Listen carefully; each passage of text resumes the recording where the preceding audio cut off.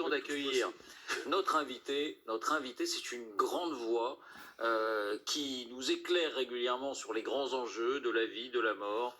André Comte-Sponville nous rejoint, le philosophe André Comte-Sponville, qui publie ce livre, L'opportunité de vivre, ultimes études aux éditions Presse universitaire de France. Bonsoir André Comte-Sponville. Bonsoir. Alors c'est passionnant évidemment, c'est dans l'actualité parce que vous parlez de la mort et vous parlez de la fin de vie avec une approche très originale. On va la découvrir dans un court instant, juste accessible à tous, il faut le dire. Il parle des choses compliquées avec un langage très simple en général et il nous aide souvent à être clairvoyants. André Comte-Sponville, vous publiez L'opportunité de vivre, ultimes études aux éditions du PUF. Alors on va le dire clairement, parce que d'habitude ici on résume les livres. C'est un livre qui n'est pas résumable. Mais il y a quelques parties dont on peut parler, et notamment une partie d'actualité sur la fin de vie. Il n'y a pas que ça dans le livre, et tout à l'heure on se fera un plaisir de vous interroger sur les tourments du monde d'une manière générale. Mais d'abord, sur ce chapitre-là, il y a une approche assez originale et qui nous renvoie tous aux réflexions qu'on peut avoir. Voici les indispensables avec Justine Fraissinet. Bonsoir Justine. Bonsoir David, bonsoir André Comte-Sponville. Y a-t-il à proprement parler, parce que je le disais, ce livre c'est surtout une réunion d'études, de notes, et y a-t-il à proprement parler une thèse dans ce livre? Oui, même si ce n'est pas tout le livre, André Comte-Sponville, vous défendez le droit à choisir sa mort et vous le défendez, et c'est là l'originalité, au nom de la vie. Si je suis maître de ma vie, je dois pouvoir l'être aussi dans certaines circonstances de ma mort. Ce n'est pas une contradiction, mais une manière d'affirmer notre liberté face à l'existence. À aucun moment vous n'encouragez le suicide, mais vous rappelez, qu'on le veuille ou non, qu'il fait partie des possibles.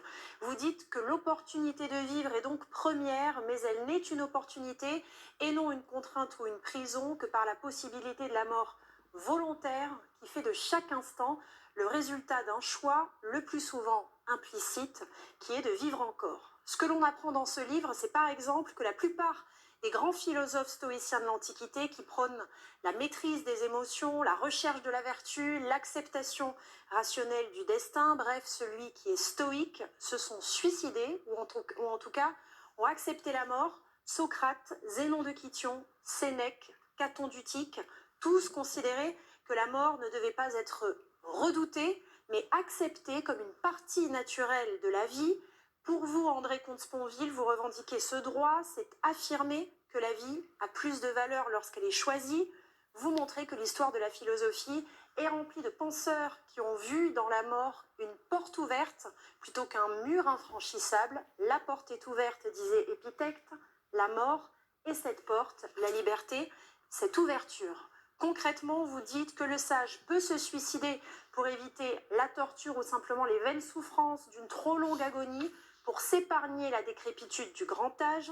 Vous rappelez d'ailleurs que Montaigne lui-même estimait que c'est en assumant la mort que l'on apprend véritablement à vivre. Savoir mourir n'est qu'un des articles et des plus légers, si notre crainte ne lui donnait poids, du général et principal chapitre de toute sagesse qui est de savoir vivre. Et pour terminer, peut-on ne pas avoir peur de la mort, comme André Comte-Sponville dit ne pas en avoir peur lui-même? Alors effectivement, vous dites que vous n'en avez plus peur parce qu'à votre âge, vous avez entre guillemets accompli votre destin. Dans une interview récente, vous dites même l'idée de vivre dans un EHPAD m'effraie bien plus que la mort. Ce droit à mourir, vous le défendez aussi parce que les grands philosophes de l'Antiquité l'ont fait avant vous. Vous vous inscrivez dans une longue tradition philosophique, de Socrate à Montaigne, en passant par Épicure et les stoïciens, qui voient la mort non comme une malédiction, mais comme une opportunité ultime de choisir. Merci Justine. André Comte-Sponville, en quoi pouvoir choisir sa mort est-il synonyme de bonne vie? Je pense que c'est pas facile à appréhender. C'est synonyme de liberté. Et une vie libre est préférable à une vie sans liberté. Autrement dit, je n'ai pas choisi de naître, mais je choisis de vivre encore ou non aujourd'hui, demain. Et donc la possibilité du suicide fait que toute notre vie devient volontaire. Alors que si on s'interdit absolument le suicide, on n'a plus aucun choix, puisque on n'a pas choisi de vivre, on n'a pas le droit de mourir, la vie devient une prison. Eh bien, le contraire de la vie prison, de la vie obligatoire, c'est la porte ouverte qu'évoquait Épictète, ou ce que disait aussi bien Montaigne, le plus beau cadeau que nature nous ait fait, c'est de nous avoir laissé la clé des champs. La clé des champs, c'est-à-dire le droit de s'en aller. Et donc, je suis d'autant plus libre de vivre que je pourrais en effet mourir.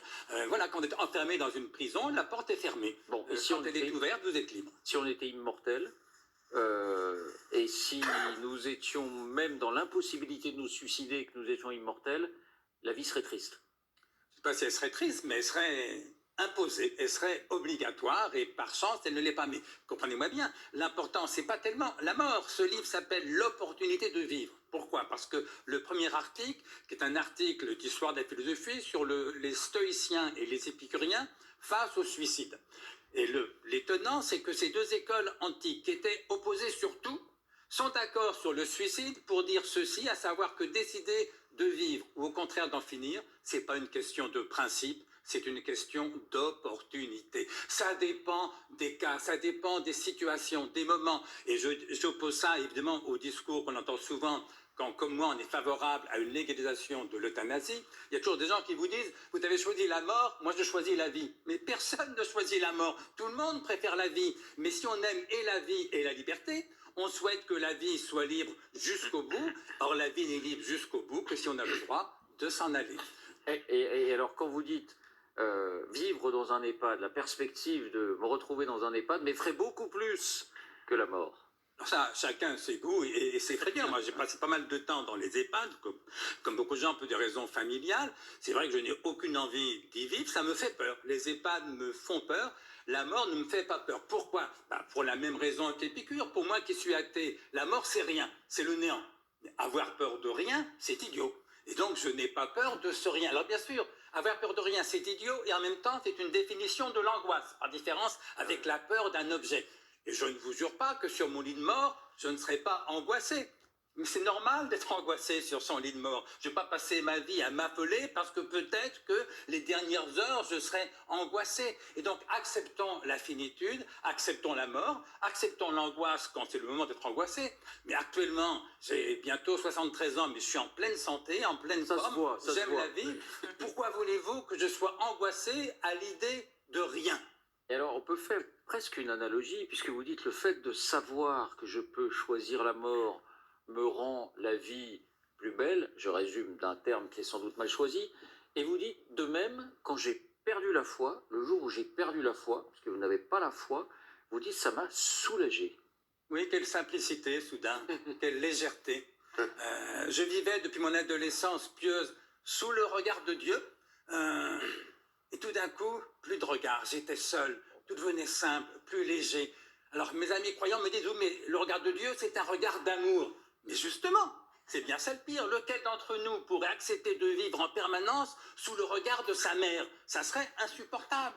Et quand on se trouve libéré du regard de Dieu, quand on trouve la belle solitude d'être un homme ou une femme, en effet, je l'ai vécu comme une simplicité, comme une liberté, comme une légèreté. Pourquoi avez-vous perdu la foi? Il y a un événement, quelque chose? De mauvaises raisons. Mai 68, passion politique me prend, et tout d'un coup, la révolution me paraissait tellement passionnante que Dieu cessa d'abord de m'intéresser, et puis j'ai cessé d'y croire. C'est donc une très mauvaise raison, parce qu'il n'y a aucun rapport entre 68 et l'existence de Dieu. Après coup, je trouverai des arguments. Mais la vérité, c'est que personne ne croit en Dieu en fonction d'arguments, personne ne perd la foi en fonction d'arguments.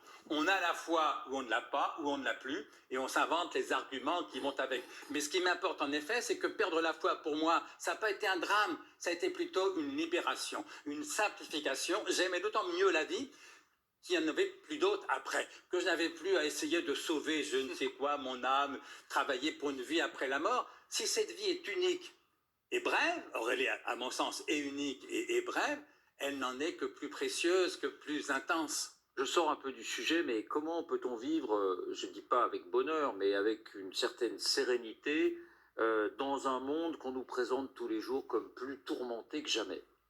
D'abord, il a été parfois plus tourmenté qu'aujourd'hui.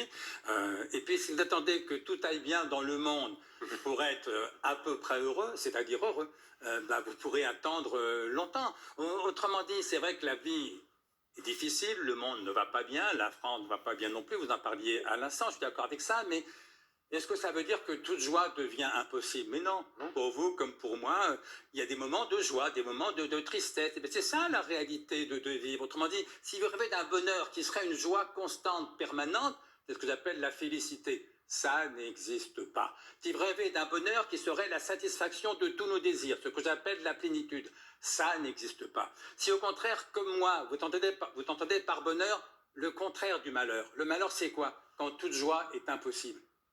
Le bonheur, c'est le contraire. Quand la joie vous paraît toujours possible. Pas toujours réelle, ne rêvez pas, ça n'existe pas, mais immédiatement et continuellement possible. Vous vous réveillez le matin, la joie est là où elle n'y est pas, mais vous savez qu'elle peut venir, qu'elle va venir sans doute dans la journée, et puis qu'elle repartira, et puis qu'elle reviendra. Frêle bonheur, comme disait Rousseau, bonheur relatif, bonheur limité, mais vrai bonheur. Et ceux qui ont été vraiment malheureux savent, au moins par différence, que le bonheur aussi existe. Le bonheur, c'est simplement quand on n'est pas malheureux. Et que vous inspire alors, parce que la démographie est en chute, pas seulement en France, mais partout, des pays comme le Japon ou la Corée du Sud sont quasiment promis à la disparition, et nous peut-être après, que vous inspire ceux qui disent « je ne veux pas faire d'enfants, parce que ce monde est trop cruel, ce monde se réchauffe notamment, et ce monde est hostile ». Alors, il y a deux choses. D'abord, la décroissance de la population, c'est quand même une bonne nouvelle écologique. Vous savez que les démographes ont calculé qu'au Japon et en Corée du Sud, le dernier japonais, le dernier coréen mourra dans 700 ans. Au rythme actuel. Dans 700 ans, il n'y a plus un seul japonais, plus un seul coréen. Mais le dernier italien, le dernier espagnol mourra dans 900 ans.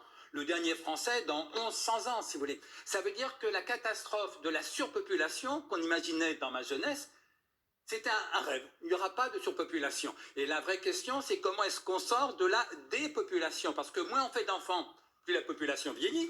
Mais comme c'est les jeunes qui font des enfants, plus la population vieillit, moins elle fait d'enfants. Et donc, la perspective d'un recul très net de la population est plutôt une bonne nouvelle écologique. Et donc, on peut espérer que grâce à ça, on arrivera à surmonter le problème du dérèglement climatique, et qu'il faut donc faire des enfants pour laisser une chance à l'humanité à venir. Oh là là, donc ce serait un effet d'accordéon. Je comprends pas si on n'est plus là. Voilà. Ça sert à rien qu'on ait réglé le dérèglement climatique si on n'est plus là. Non, mais il y aura encore des humains, parce que il n'y aura peut-être plus personne au Japon ou en Corée, mais rassurez-vous, les choses vont changer d'ici là. Mais ce que je veux dire, c'est très important, c'est que arrêtons de fantasmer sur la surpopulation. Ce qui est à l'ordre du jour aujourd'hui, ce n'est plus la surpopulation, c'est la dépopulation, ce qui est un problème démographique, notamment pour nos retraites, mais qui est une bonne nouvelle pour l'écologie. Alors, je ne sais pas si vous avez des questions ou des réflexions. Oui. Bon, allez-y. Moi, j'ai une question. Le débat en France continue sur la fin de vie. Donc, faut-il autoriser le suicide assisté, mais en cas de maladie grave toujours, on met toujours des obstacles. Et on voit que le monde politique est extrêmement réticent. Alors que lorsqu'on regarde les sondages, 90%, 9 Français sur 10 est pour le suicide assisté et pour l'euthanasie, notamment en cas de maladie terminale, etc., etc. Comment vous expliquez ce décalage? Est-ce que parce qu'en France, notre corps appartient à l'État comme il n'appartenait à l'Église avant? Est-ce que c'est la raison pour laquelle l'État... Non, je ne pense pas la raison. Je pense que les réticences religieuses et celles du corps médical, et je comprends bien qu'ils n'aient pas envie de pousser la seringue, comme ils disent souvent, pèsent sur nos politiques. Je profite de l'occasion pour dire que ce soir, sur Antenne 2, il y a un documentaire merveilleux qui s'appelle Le choix d'Odette, qui montre une femme au Québec qui décide de mourir volontairement avec ses enfants autour d'elle et que la loi québécoise autorise de le faire. Et si on compare ça avec la chambre d'à côté de ce cinéaste espagnol dont le nom là m'échappe, Almodovar, Oui. pareil, scène d'euthanasie, mais dans un pays où la loi l'interdit.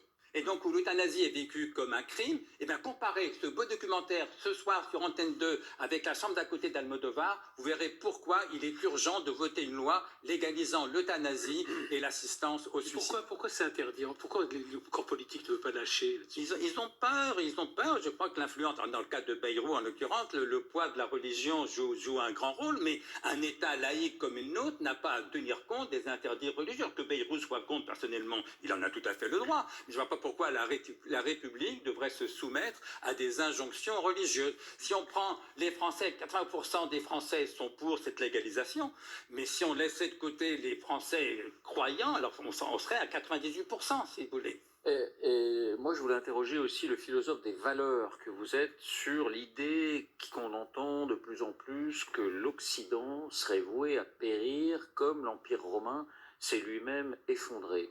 Est-ce que vous êtes inquiet, vous, pour ces valeurs occidentales, pour cet Occident et sa disparition promise? Non, je crois qu'il y a tellement de gens qui rêvent de rejoindre l'Occident, je ne crois pas qu'il soit si mal vu que ça, et ça vaut aussi pour l'Europe. Non, ce qui m'inquiète, c'est que le monde ne va pas bien.